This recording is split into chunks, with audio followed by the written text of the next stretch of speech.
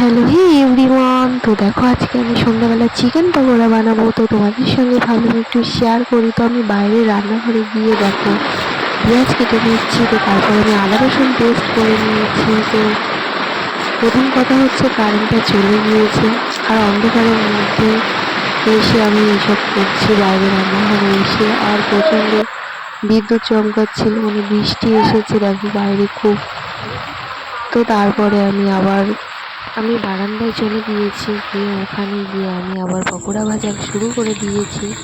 তো এই যে দেখো কমপ্লিট করছি পকোড়া ভাজা, মানে অলরেডি শুরু করে দিয়েছি। তো তারপরে দেখছি বাইরে প্রচণ্ড হাওয়া দিচ্ছে আর অল্প অল্প বৃষ্টি হচ্ছে। তো মোটামুটি ওয়েদারটা ভালোই আছে।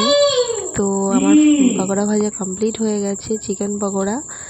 তো আমি খেয়ে রিভিউ দিচ্ছি কেমন হয়েছে। মোটামুটি ভালোই হয়েছিল, সবাই বলছিল। তো লাইক কমেন্ট শেয়ার করো ভালো লাগলে। টাটা বন্ধুরা, বাই।